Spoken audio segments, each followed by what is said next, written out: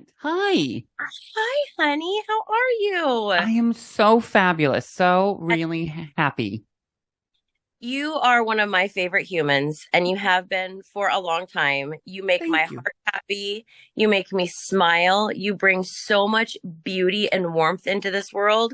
And it is such an honor to spend the 6 a.m. hour out here on the West Coast with such a beautiful human. So thank Thank you you. so much for everything you do. Oh my gosh, that's so nice. You're where are you in the on the West Coast?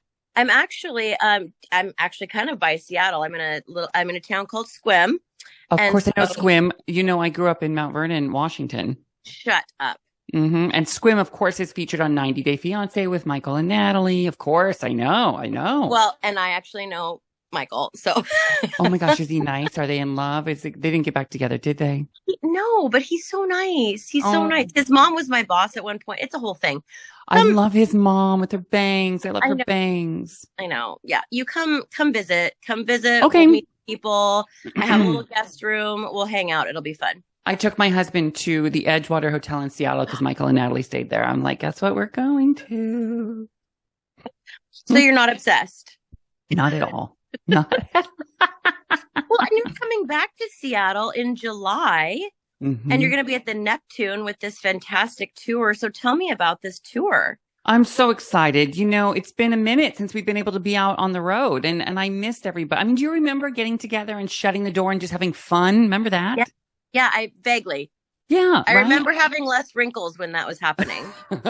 Well, I thought about what do I want to do now? That I have time this summer because we're on hiatus for the Drew Barrymore show. We start season 4 in September. So I have this time. I thought, what do I want to do? I want to go out there again. I want to get back on the road and I want to be with everybody. And I know we need each other more now than ever. We've been through a Yeah. really tough time. And so that's why I called the show I Got You Girl, because I need you. You need me. Let's come together and have fun again.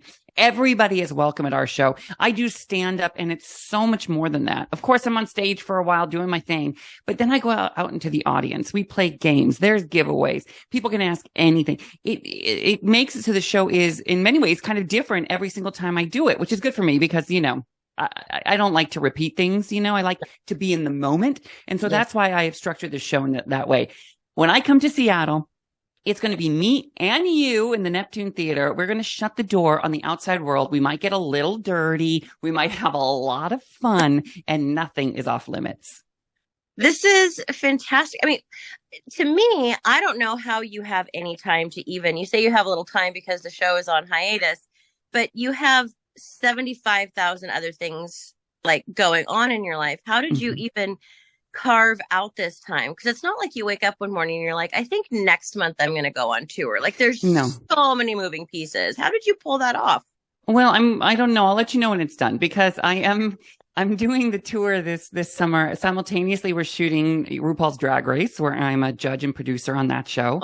And I'm trying, I don't know. I think when you're me, it's like I get a bite at this apple, I guess as RuPaul always says, I am so lucky I have another bite at the apple. And so I think the fact that I'm here, it's been over 2 decades. I've been on television doing the dream job. I'm just going to keep swinging until they, tell me to stop. But I'm like, I don't know who they are. I think, who the real bosses are? The people who buy tickets, the people who come to see me at the Neptune, the people who tune into the RuPaul's Drag Race, the Drew Barrymore show. You guys listening, watching, you out there are in charge. So until you tell me to stop, I'm not going to stop. Good, because that's not going to happen Well, thank anytime. you. What was it like? I mean, you like you said, you started 2 decades ago, and Mhm. I very vividly remember when you like popped on to the scene, and I was just like, who in the heck is this hilarious person? How are you so funny? And it's not those kind of people who try really hard to be funny and you're like, well, that gets tiring. That's cute. You're literally like a yeah, you're literally a ball of sunshine where I'm just like, say more things. I want to hear more Mm. things. Thank you. I've just always sort of just kind of been me. There was no way not to be me. People say like, how did you come out? And I'm like, come out, girl. I didn't have a choice. What? A choice? There was no out. There was no in, and so I have just sort of been 100. And I don't know that it's because I'm strong. I don't think it is that. I mean, there was just no other choice. There was just me, and I could be me. That's the easiest thing to do, you know? And, I've just been so lucky that, um, I loved pop culture since like growing up in Mount Vernon, Washington. I'm local, you know, I just always thought about Hollywood, and I went to college outside of Los Angeles so I could be near it. And then I always wanted to be a talk show host. I got to be behind the scenes at Leno, magically delivering paper and mail to everybody. And I just wanted to know everything about television, how it worked, what a writer was, what a producer was, who pulled the cord that made the curtain open. I wanted to know everything. And then, one day, one of the producers I talked to, one of the writers said, you know, who's funny is Ross in the hallway. And they put me out. And I remember thinking, oh, this is how it's going to happen. And I was the only one who thought that. Everyone else thought it was a little gimmick, but it was my North Star. I just always knew that that's what I would end up doing. Always. There was no backup plan. I'm so thankful for that. And let's just talk briefly about RuPaul's Drag Race, which gives me life in every sense of the word. Again, another show that brings nothing but beauty and love into this world. And I can't get over it. What is it like being a part of that? Well, you know, one, it's hilarious and it's so much fun, and I have the best seat in the house, you know, but it's also, I mean, it truly is a legacy kind of show. It's the kind of thing that's the first of its kind. I think it's still cutting edge. I think the culture is still in a beautiful way catching up to what we've been doing now for, you know, going on, starting shooting season 16. It's one of the things, you know, that I think they'll mention in my obituary, which is a morbid thing to say, but because it's so entertaining, but it's edutainment, it's infotainment. It is, yeah, because it's opening, you know, the queer culture has always been there, but this is like providing a window into the culture so you can see that the queer culture isn't some scary thing that they try to make into a social issue, you know, for political gain. It's human beings. It's just human beings living their life, being extraordinary artists, and now being celebrated, you know, which isn't that all that we should be celebrated? Isn't that nice? Yes. It's not too much to ask, is it? No. To be welcomed, allowed. Yes. Be who you are, authentically yourself. Yeah. The less you try and hide in this world, the more you get to navigate as yourself. And the more truth you put out there, the less exhausting it is trying to remember what you're supposed to be, how you're supposed to act, and what you're supposed to say. Totally. And you know what? They're talking, people are so scared because they go, oh, everything's changing. Everything's changing. Nothing's changing. We were all here before. You just know more now than ever, right? It's not changing. Yeah.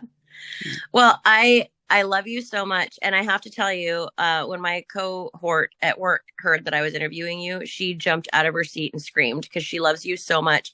So if you could say hello to Doreen Northup, that would be amazing. Doreen Northup, it's Ross Matthews. When can I meet you?